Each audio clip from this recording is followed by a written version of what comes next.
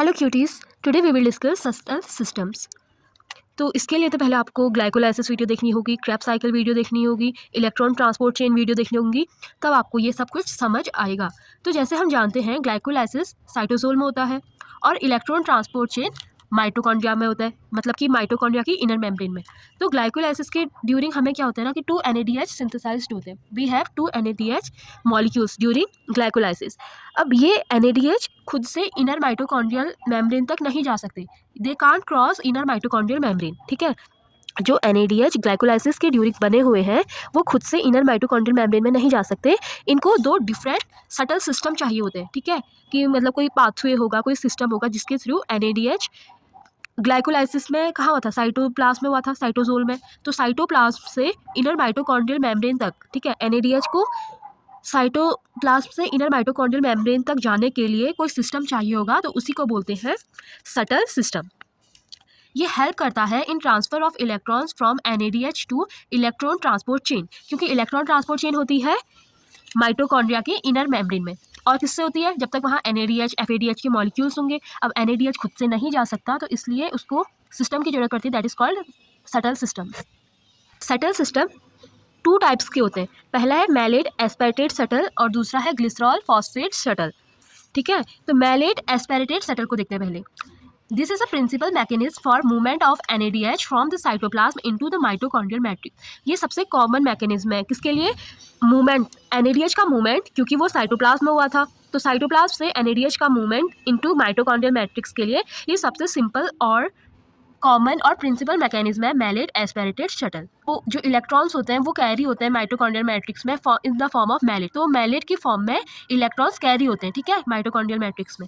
अब एक्चुअली में होता क्या है, साइटोप्लाज्म में NADH ऑक्सीडाइज्ड होता है NAD+ में। ठीक है, NADH is oxidised into NAD+ और वो अपने 2 इलेक्ट्रॉन्स को ट्रांसफर करता है ऑक्सैलो एसीटेट में।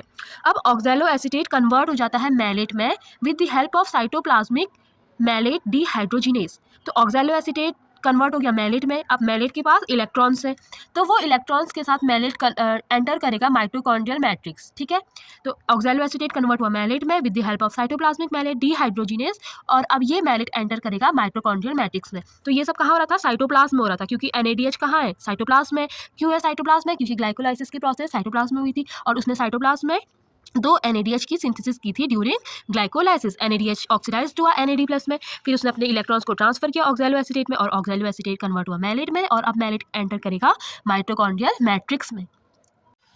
अब जो मैलेट माइटोकॉन्ड्रिया में एंटर हुआ था वो कन्वर्ट हो जाएगा फिर से ऑक्सैलो एसीटेट में with the help of mitochondrial malate dehydrogenase. तो मैलेट कन्वर्ट हो गया ऑक्सैलो एसीटेट में और अपने इलेक्ट्रॉन्स को, जो उसके बाद इलेक्ट्रॉन है वो ट्रांसफर कर देगा और NAD+ फिर से कन्वर्ट हो जाएगा NADH में। तो इस तरीके से क्या हो गया, NADH फॉर्म हो गया कहाँ, माइटोकॉन्ड्रिया में।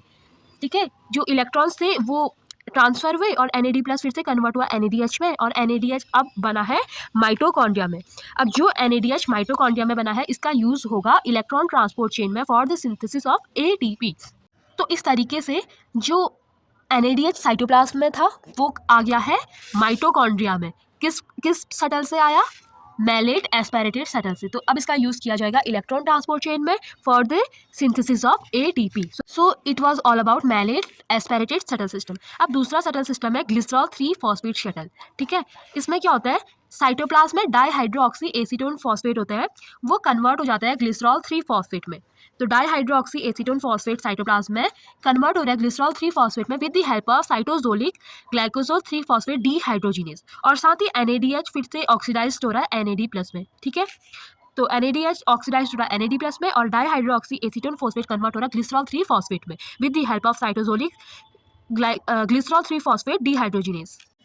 अब जो ग्लिसरॉल 3-फॉस्फेट है ये रीऑक्सीडाइज्ड होगा, ठीक है, डाईहाइड्रोक्सी एसीटोन फॉस्फेट में। तो ग्लिसरॉल 3-फॉस्फेट जो बना था वो फिर से रीऑक्सीडाइज्ड हो रहा है डाईहाइड्रोक्सी एसीटोन फॉस्फेट में और FAD बना रहा है FADH2।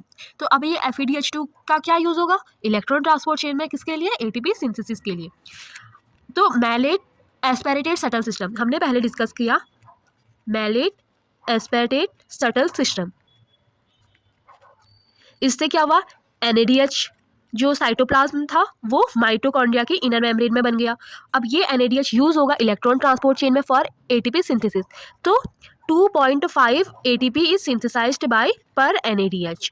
तो NADH के थ्रू 2.5 ATP सिंथेसिस होगी थ्रू मैलिड एस्पेरेटेड शटल सिस्टम। दूसरा था ग्लिसरॉल फॉस्फेट शटल सिस्टम। यहाँ क्या बन रहा है, FADH2 बन रहा है।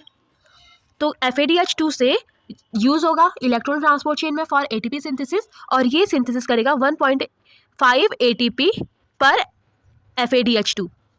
तो हर एक FADH2 मॉलिक्यूल से हम 1.5 ATP की सिंथेसिस कर सकते हैं, और पर NADH से हम 2.5 ATP की सिंथेसिस कर सकते हैं। तो इस तरीके से जो NADH था वो साइटोप्लाज्म से माइटोकॉन्ड्रिया के इनर मेम्ब्रेन में आया, ठीक है, मैलिड एस्पेरेटेड शटल सिस्टम। और दूसरा है ग्लिसरॉल फॉस्फेट शटल सिस्टम, जहाँ FADH2 बना और उसने 1.5 ATP की सिंथेसिस करी ड्यूरिंग इलेक्ट्रॉन ट्रांसपोर्ट चेन।